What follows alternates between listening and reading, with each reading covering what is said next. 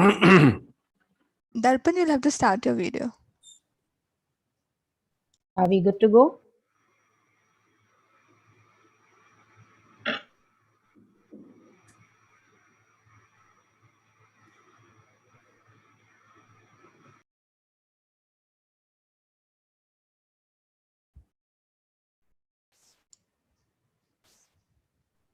I think we are live. We're just admitting participants.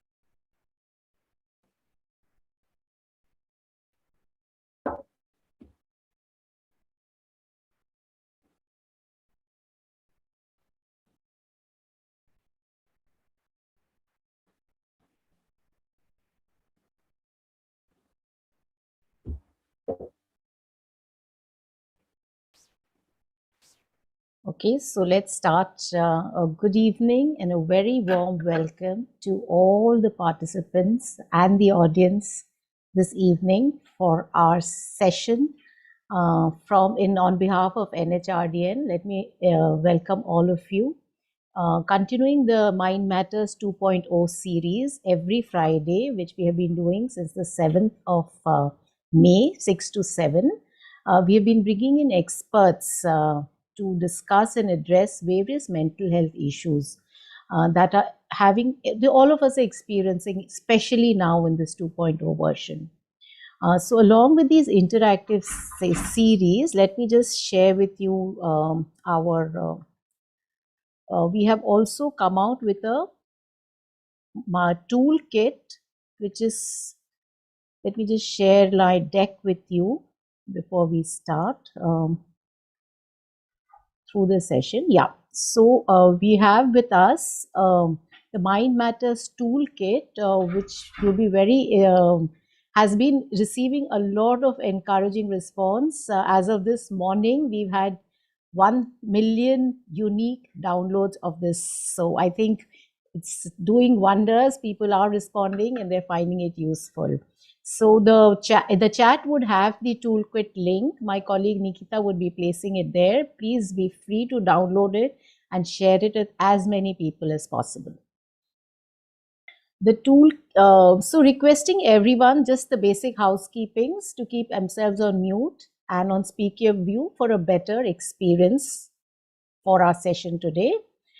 Today happens to be our 6th episode where we will dwell on the positive aspects of mental health. So far, until now, we have dealt with a host of tougher aspects around mental health. anxieties and challenges around parenting, caregiving, loss, grief.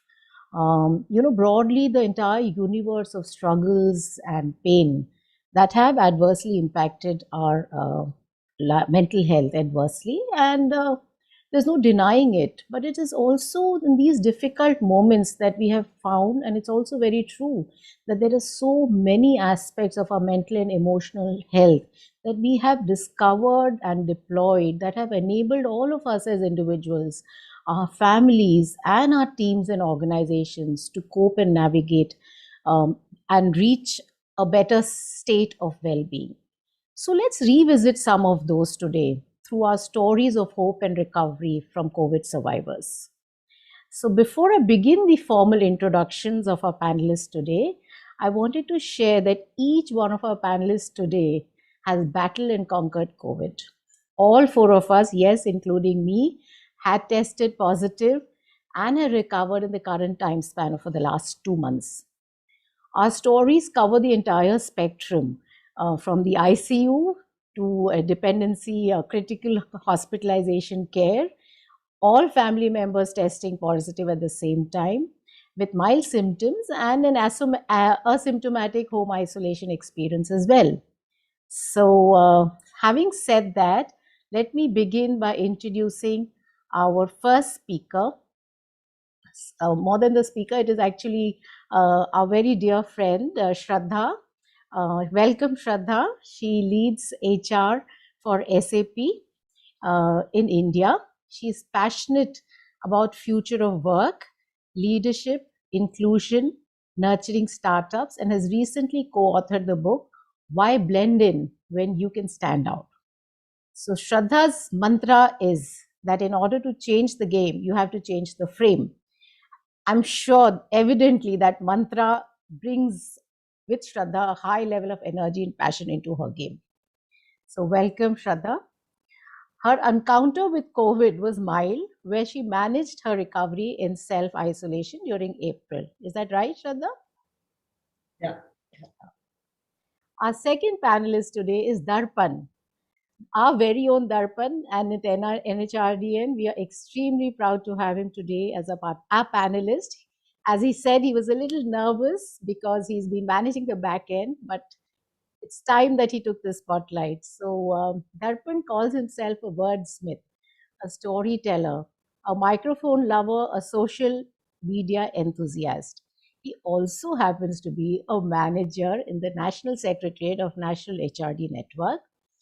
Darpan is a corporate communication professional and an HR evangelist with over 8 years of work experience. He had a little difficult experience with COVID. He tested positive in April 12th, needed critical care in the hospital for a long spell till 7th of May, and is gradually recovering while getting back to work. Our third panelist, Rashmi Nagori, CHRO, Edelweiss Wealth Management, started her career in ops banking role way back in 1995. Rashmi found her true calling as an HR professional by a chance opportunity. And as you can see, she brings her very cheerful and down to earth persona effortlessly into her role as an HR. Rashmi tested positive on the 1st of April. I guess she thought it was like a April Fool's joke, but it turned out not so funny. And she ended up in the ICU for 11 days. And as far as I recall, she was back at work within a few weeks. So that talks a lot to you about Rashmi. I'm Dr. Geeta Kumar. I'm a DEI and OD consultant, a facilitator, and a trainer. And I'm a well-being champion. That's one of the reasons I'm here, helping this Mind Matters series at National HRD Network. I'm a two-time COVID survivor. The first time it was in November. Then, like a good citizen, I took my first shot in March. And in mid-April, I tested positive once again. In fact, at this time, my entire family tested positive. We were all in it together. However, fortunately for us, it was mild enough to manage with home quarantine of the 14 days. So, on a positively positive note, Let's all begin. For the benefit of the audience, we will keep our conversation very interactive, and you can keep posting your questions on the slido.com hashtag 808872. It's also mentioned in the chat. Do feel free, because that's how we will be able to bring you into this conversation and also take any specific questions that you may have. It's also requesting that everyone keep themselves on speaker view for a better experience of this session. Okay, so let me invite Rashmi to share her experiences, insights, and takeaways for everyone's benefit. Over to you, Rashmi. Hello, and good evening to everyone. As Dr. Geeta mentioned, I tested positive on 1st April, and it was not a pleasant joke. In fact, my whole family had tested positive together, and my husband and my son were, a bit under weather, and I was much doing well for the first 3 days.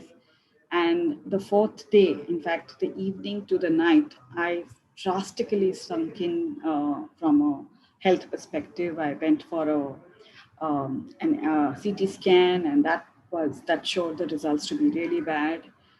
By night, when the doctor came to see me, I needed to be hospitalized immediately. There was a bit of a issue on getting a hospital bed, but fortunately by the next morning, about 11, 12 o'clock, I got a bed in an ICU.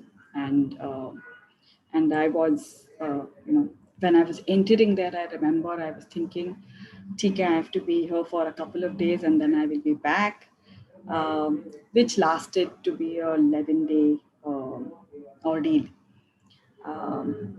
So on the 4th or the 5th day, I remember the doctor coming to me and telling me, Madam, aap bach gaye.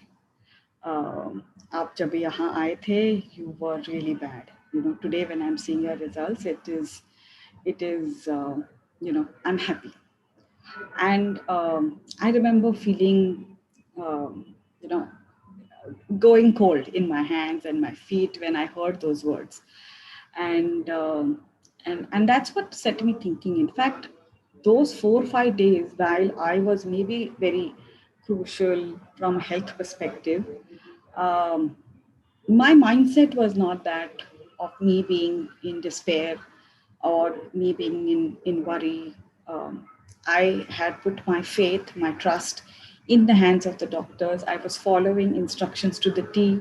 If they would say, lie on your, on your stomach and sleep for 4 hours, I would do that to the, like a big, very good obedient student or a child, and follow the instructions of the doctors who were maybe half my age there.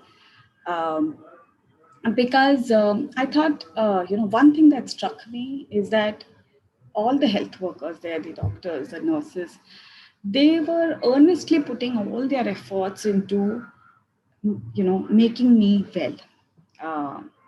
And the little bit that I did from my end was, whenever I could, strike out some small conversations, understand what are you doing.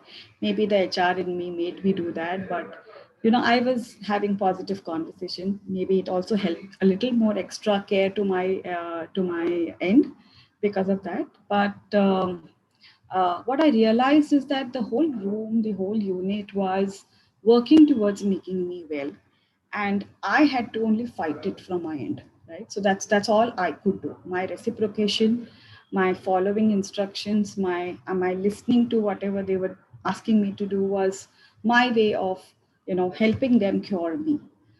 So I think the few things that helped me get back, one would be faith in the system, in the process, in God. Second would be I didn't let my mind derail. I kept it positive. I looked for very small instances, whether it is talking to the ayah or, or the nurse or the helpers, and keeping my day cheerful. I had a very heavy mask for the oxygen to be worn. I could hardly speak through that. But my eyes would look for people whom I could make small contact with. So, getting positive, notions from within. I think that is the second thing that helped me. And third thing was obviously my family, my home calling me, and those Zoom calls and those video calls that we would try to do, even if it was for 5 minutes 3 times a day. It was just about shaking hand, a few thumbs ups, I'm doing fine. I think the longingness that I want to go back made me, and the mother in me, the wife in me maybe, and the daughter in me made me get back and fight the illness. So I think these are the 2-3 things that helped me.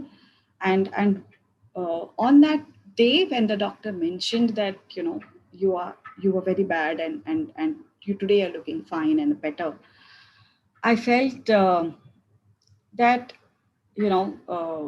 maybe because I will live through it. There are situations that maybe not, but I think if you put the willpower and you put the will to it, I think you can succeed anything. So I think that is one big mantra I have always followed in my life, and that is something which I completely resonate and would want to extend to each one of you, that if we think, what we think happens. Our mind is our biggest evangelist, and the one which pushes whatever happens with us in our life. So use your mind to your advantage and think what you want to achieve. There's a book called Secret, which also, somewhere conveys thoughts like that. And I think that is something which I would, take away from my experience, and would want all of you to take away from my experience. Thank you.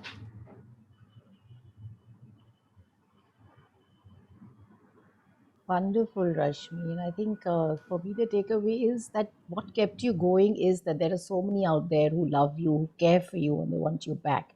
And I think that's such an important thing. And I think befriending your mind is the best tool that you have kind of shared with all of us. Your mind is your best friend as well as your enemy, if you say it. Or so I think those are very, very great insights.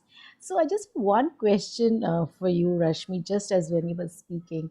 Was there any moment where you felt fear? You said you didn't, but there's something that kind of caught you in a way with fear. So as I said, that moment when the doctor said, madam, aap bahut kharab the, aap aaj, you're looking better. So it was a mixed feeling at that time. It was fear. As I said, my hand, feet, everything went cold. I said, shit, I was that bad. I didn't realize I was that bad. And maybe sometimes, not having enough information helps. I think that helped me, because I never thought I was that bad. I thought I'm good. I will have to be here for a few days and I'll be out. My reports, I didn't know. I didn't go through all the details. I didn't know, the levels of the illness, all of that. I was just forwarding. I don't think my mindset is not such that I'm not an expert in that. I don't want to get into finding too much information towards it. There is a doctor, he will help me. But yeah, that moment when he said that, ab bach gaye, I felt, it's almost like you've touched something and come back.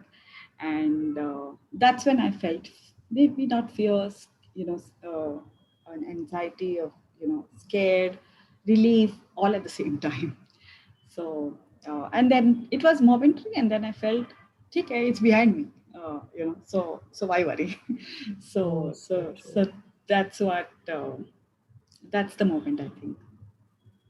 Yeah, so true. Thank you, Rashmi, for giving us so much hope and faith, as you did mention as well. Okay, so let's move to Darpan. Let's hear his journey in this last 2 months, the COVID encounter. Over to you, Darpan. Thank you. Thank you. Am I clearly audible? Yes.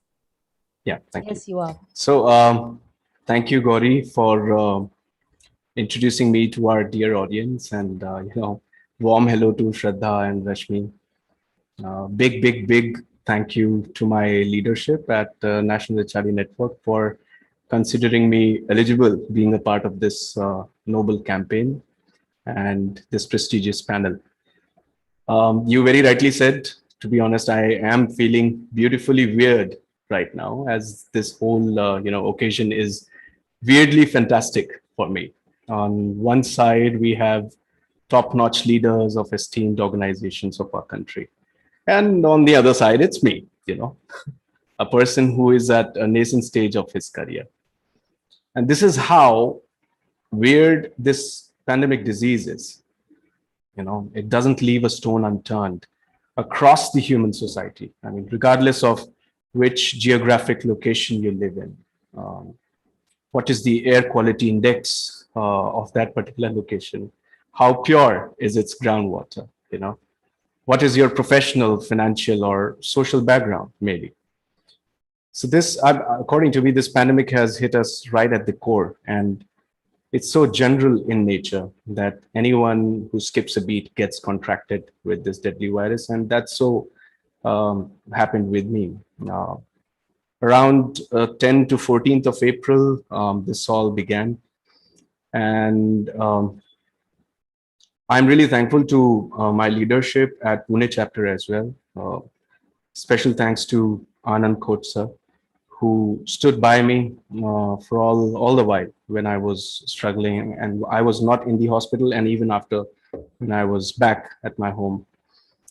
Approximately, if I remember correctly, 16th of April was the day when, was the evening when I started to struggle a lot breathing, and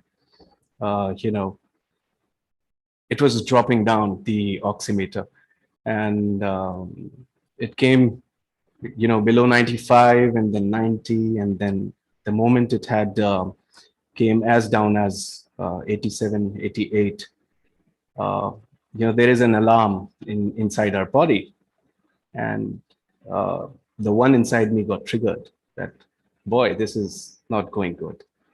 And that is the moment when fear had knocked on my door, because I am a person who aspire to be the one on whom everyone is depending back at home, and I am that overly cautious chacha of my house, who takes care ki koi bhi packet, if any packet is coming from the home delivery of big basket or all, it's neatly sanitized, and the sanitizer sprays all over, what I mean, with the dusting cloth and all.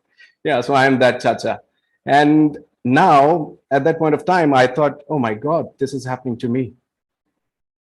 What do I do now? Who will be taking care of them now? And am I going to be the one who is going to be the reason that they all find themselves in the wrong quadrant of life? And knowing all this, and dealing with all this kind of a mental pressure before and after getting contracted, takes a lot of positive mental engineering, which I say, and a conscious approach, which is what I exercised with myself as well.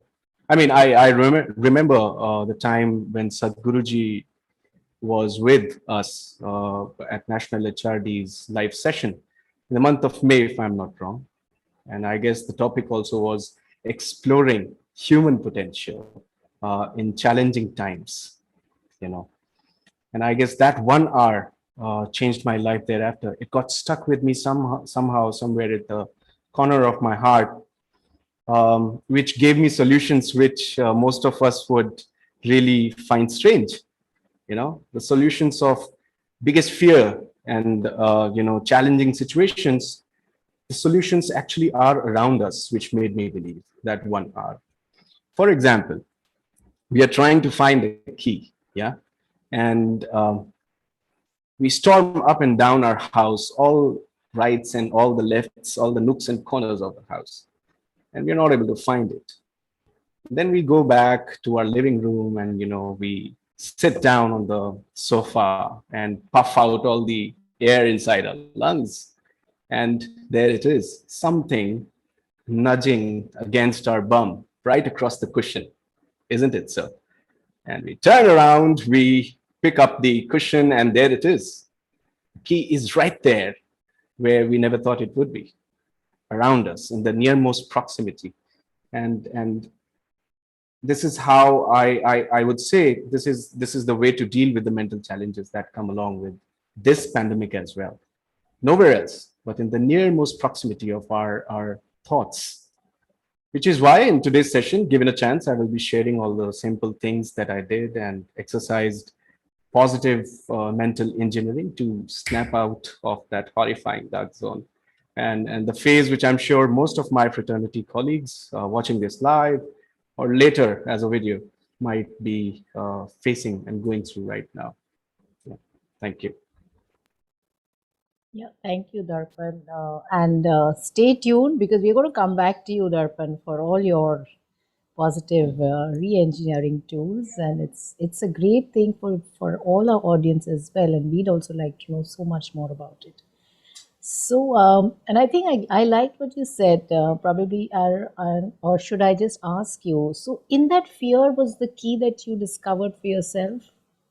Can I Yes. say that for you? Yes, absolutely. Because, we were trying to find a hospital and there were no beds.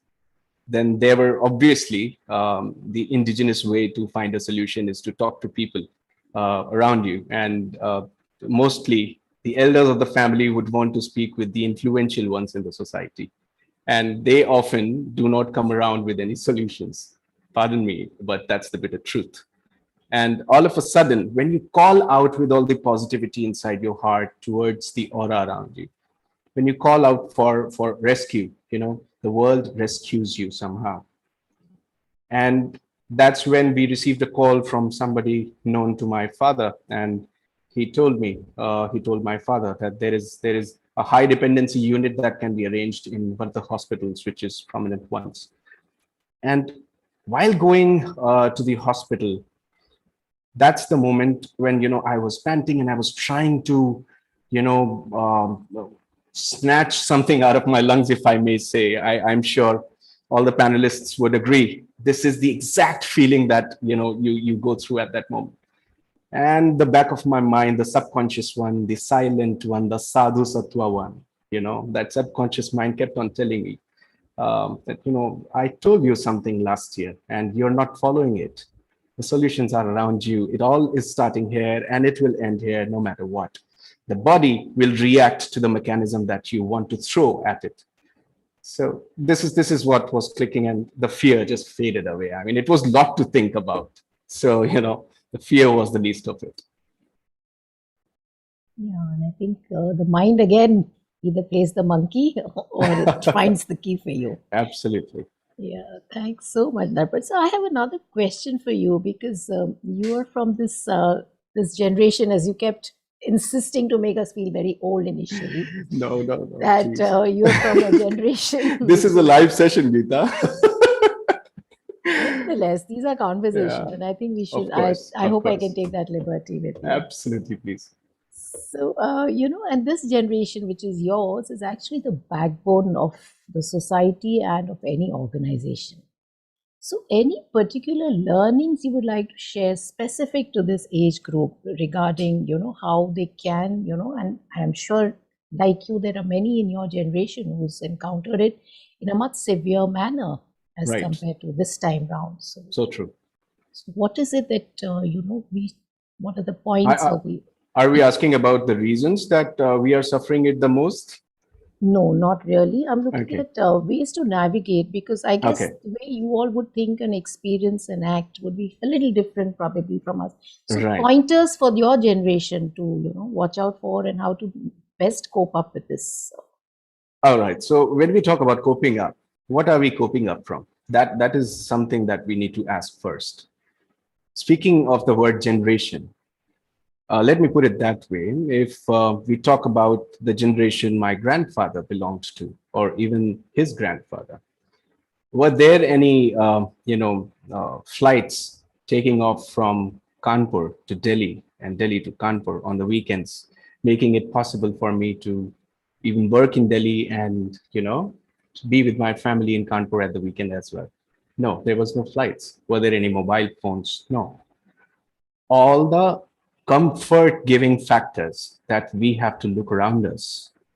We have to write them down and then cut all the ones that were not present with my grandfather, your grandfather, and even the generations prior to them. But the question is, were they not comfortable? They were.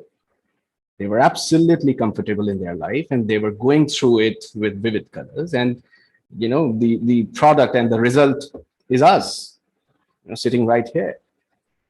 So, what is it that should comfort me? That is the question that I would recommend my generation people to think and ask themselves. And if what all we were thinking is giving me comfort is not the one giving me comfort, what are the factors that are giving me comfort? Once I write down those factors, and if I focus my mind simultaneously with the professional requirements and needs, I think it is sorted. Life is, as Sadhguruji says, a very complex process when it starts from A and ends on A itself. However, meanwhile, it goes around in the loop of all the capital letters and then the small letters and then all the punctuation marks, and it comes back to capital A. What we do in the meanwhile makes it more complex. And if we let it flow, it is going to, heal us in a better way possible. That is what I did, Geeta. And I think we have made, especially people of my generation, they have made our life very, very complex, unnecessarily, which is what we want to do away with now, which is what I have been doing, what I was doing, and I'm continuing to do. And which is why maybe, every dark cloud has a silver lining. So I would never have been able to sit on a panel with Shraddha and Rashmi and you, but see what I have achieved for myself. This bad phase of my life has produced the most beautiful 1 hour of my present and all the past altogether. This is what people of my generation can do, and more to explore. How more positive can it get, Darpan? So, a doff hat to you. And just another learning which I thought I can just crystallize from what you said is uncomplicate your life. Go to the stuff and the core, and that's the way you dealt with your life as well as your experience with COVID. And that's what is required, So keep it simple and go to what you need to do at that moment. Yep. Okay. Thank you so much, Darpan. And we'll come back to you. Okay. So now let's move to Shraddha, who's our third panelist. Shraddha, you experienced this 2.0 wave both personally as well as an HR practitioner. You had to make things happen for your people. And I would like you to share some of those aspects of your experience during your own, recoveries through the COVID and beyond. Sure, more than happy. I think so lovely hearing, tragic stories, but lovely hearing what people have got out of it. So when I got tested positive, I was convinced it was a wrong test, right? So I got retested just to prove it. Because, and I will tell you, for the last 1 year, I had my mother staying with me and I was super, super careful. And I can tell you for the whole year, I met 8 people or 9 people, right? Like I was that paranoid.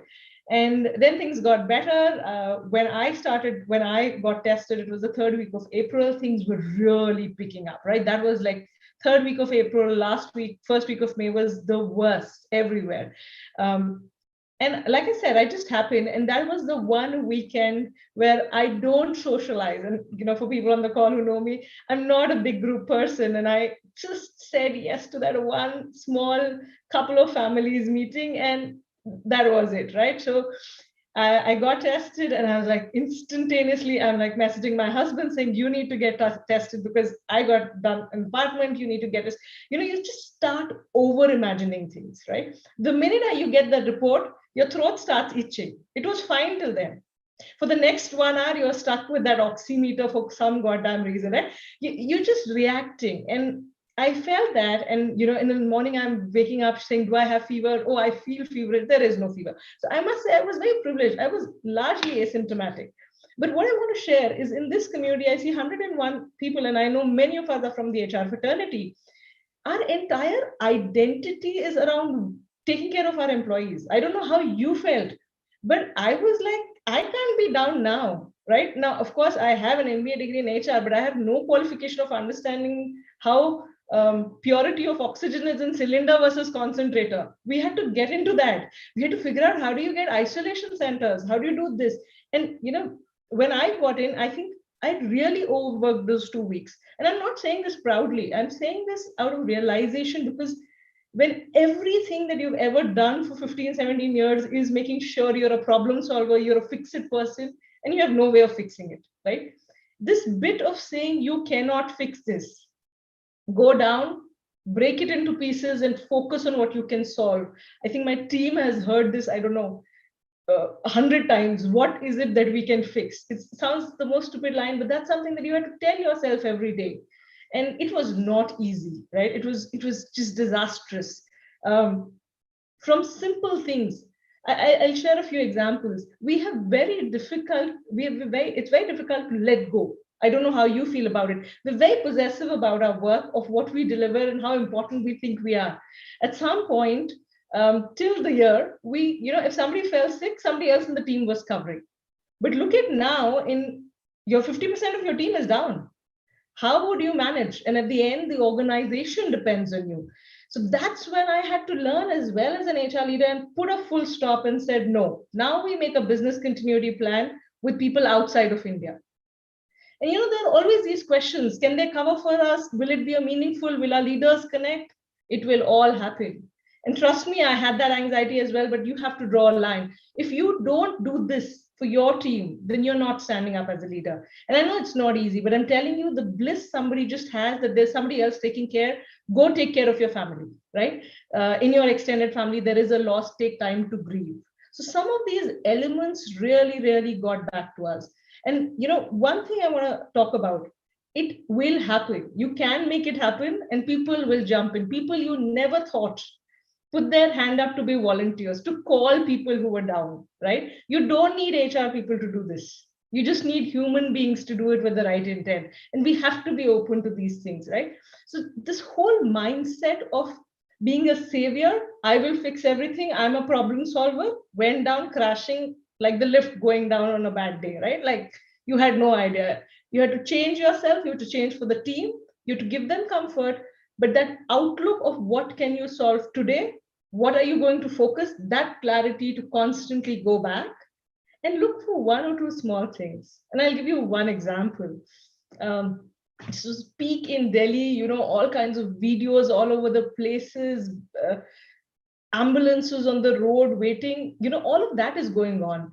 And there's one employee of ours, 19 family members all turned positive. Okay, imagine the paranoia of the gentleman. And at that point, there were no cylinders, nothing was available. We had just that morning got our first oxygen concentrator, and he had called saying, can you tell me where I can make a call to get it? And we sent a cab with just that one home. You will not believe that just the breath of hope that family got, and his mother was above 86. These small things that you have to tell, that you're trying to solve what you can't. We still saw losses. You did everything possible. You still lost a life. And that was heartbreaking. So I think going back and saying, what can you solve? How do you do that for yourself, for your team, constantly? And sharing that one smile, somebody's one-line recovery saying, I'm getting back, right? Just that with a larger audience kind of did that. I'm asking us to think as HR professionals, because self-care is not something we prioritize. We've not learned it and we don't live it. And I think that's one of my biggest learnings, Deepa. Thank you so much.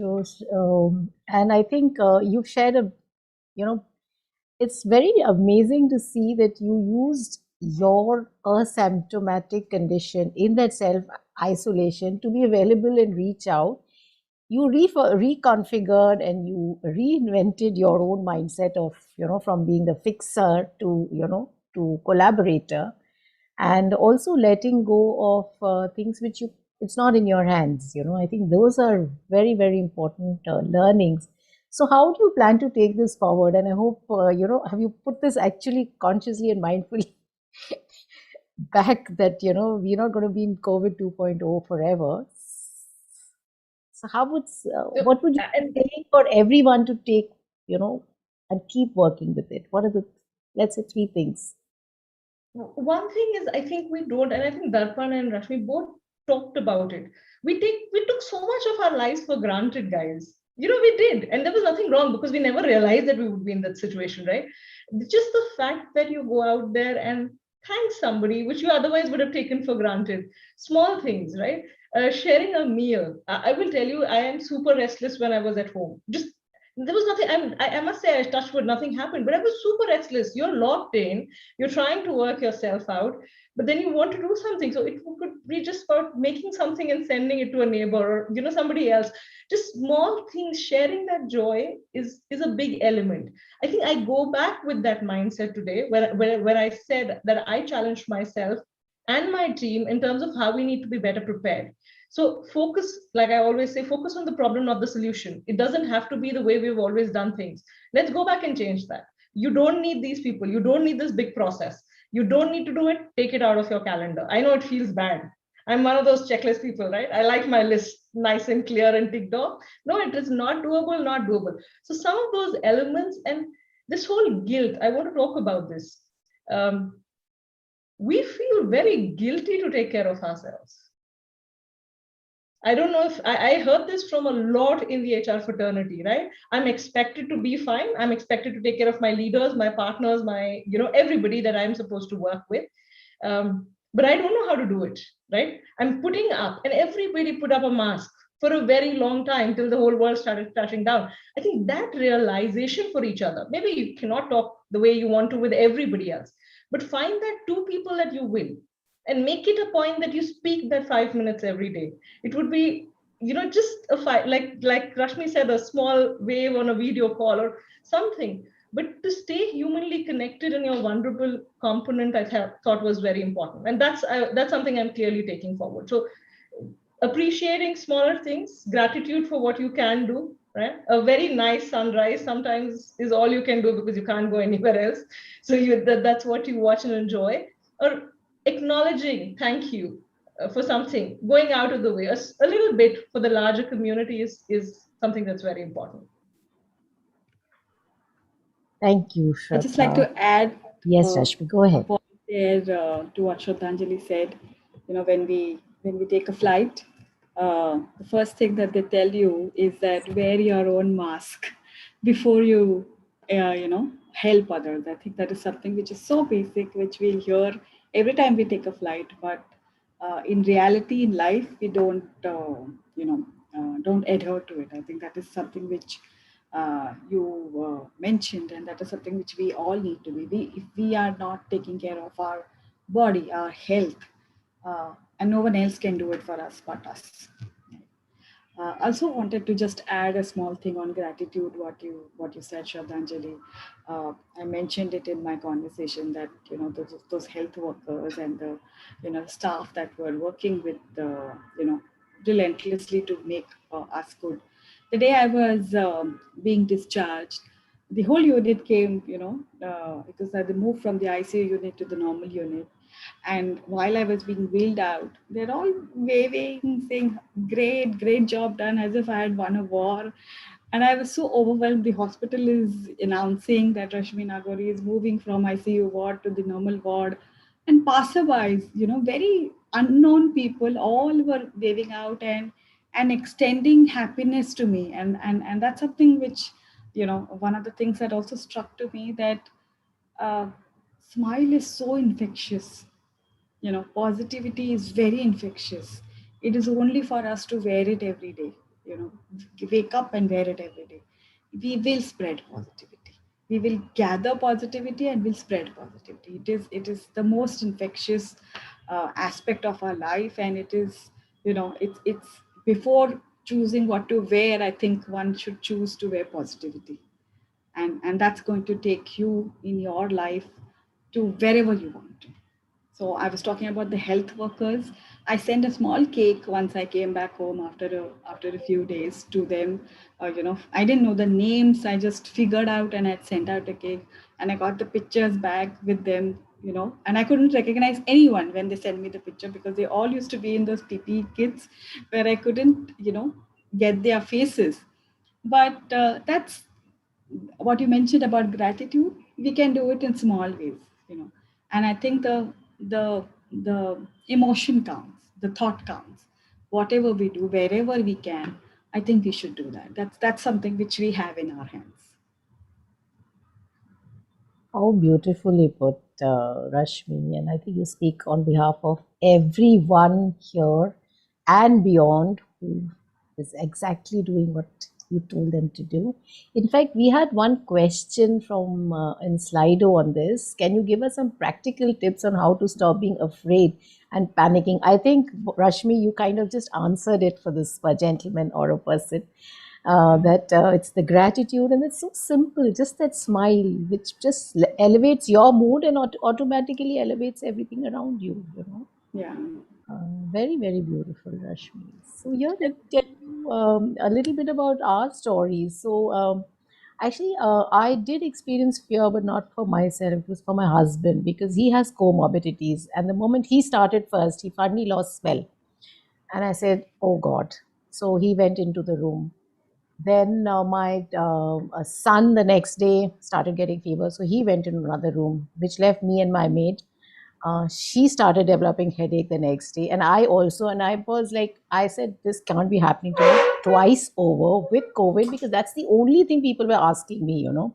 अरे ऐसे कैसे हो गया तुमको, तुम्हें तो पहले भी हुआ था, तुमने तो वैक्सीन भी ली थी, फिर कैसे हो गया ना? I don't have answers for that, but it can get very, so I said, okay. And the best part is, my daughter was in IIM Calcutta. She was recovering 15 days in isolation there. And she was coming back. This all was happening from Friday, Saturday, Sunday. She was returning back on Sunday evening. And we didn't know what to do with her, because she had just recovered. And they said Delhi strain is a little different from Calcutta strain. And therefore, you know what we did? We isolated her, and the whole house was available to us. So that's the way we dealt with it. That poor girl went back into isolation for 15 days all over again, while we were available. I mean, we were moving around the house.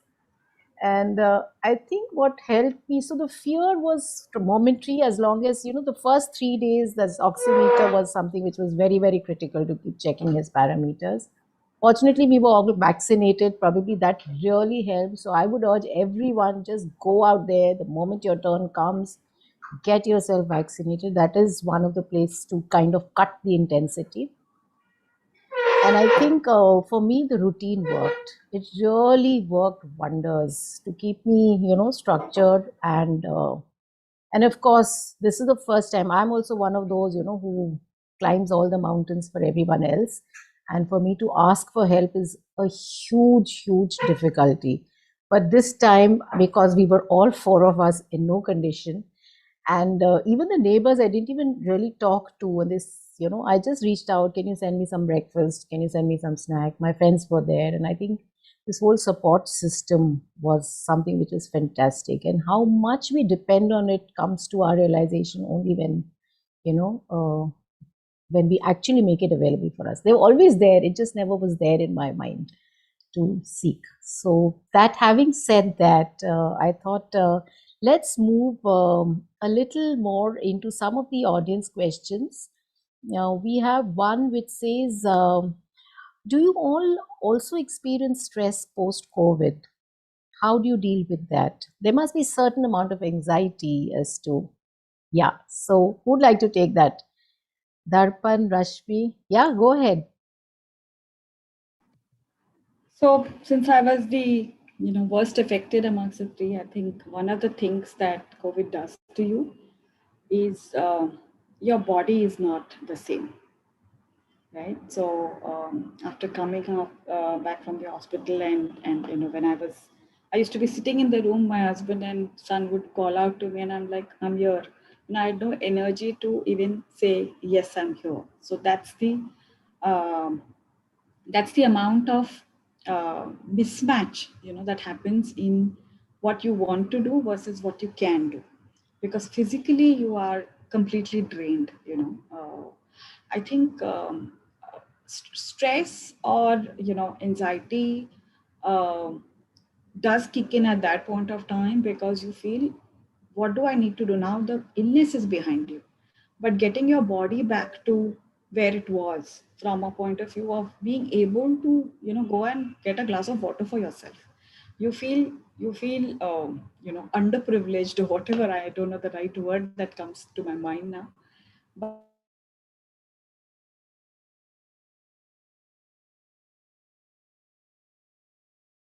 Rashmi, we've lost you. to recover.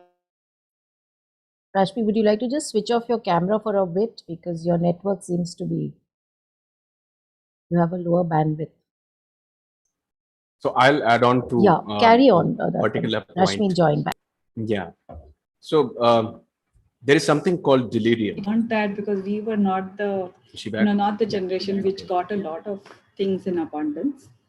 I conserved my energy. I would use it to very sparingly, and that's what helped me deal with that stress of getting back to normal soon.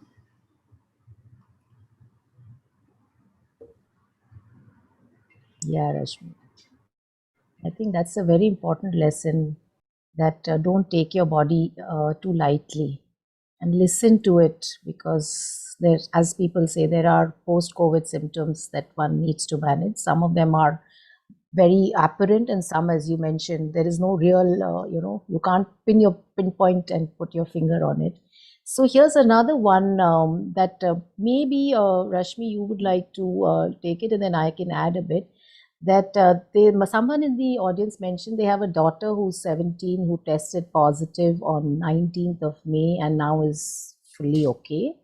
What are precautions, exercises required, and is there any mandatory test that one is expected to? So I think the teens, uh, recover the fastest. That's what I have seen. Having seen my son also go through it, he's 18. So he was maybe back into action the fastest among the three of us.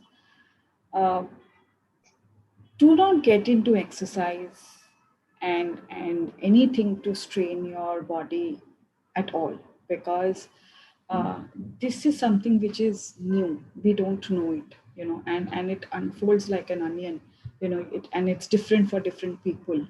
So suggestions: don't stress. You don't know what you are going through. Each body deals with the illness differently. So don't, take it easy, take it light, do a lot of breathing exercise if you can. I did a lot of pranayam even while I was in the hospital, just breathe in, breathe out, small stretches, whatever can get your lungs back to normalcy. So one of the things that I was advised, as I said, is lie flat on your stomach, for a couple of hours. And I realized that because my X-rays used to come every day, and those X-rays used to change, positions. from that point of view. So my suggestion would be: don't strain, don't stress. Uh, light yoga or breathing exercise is the maximum you should do, and I think you should give yourself at least a month, if not more, to in that time to recoup yourself, because the post illness, or the, what you can say, the rebounds are worst. So that's what I would say. Sorry, Shraddha, over to you. No, just adding on to that, I think structurally when you're coming back to work again, right, take breaks, right? You do get exhausted. It's absolutely okay. Have a conversation. I know a lot of people who would be exhausted by afternoon because the energy levels are not the same.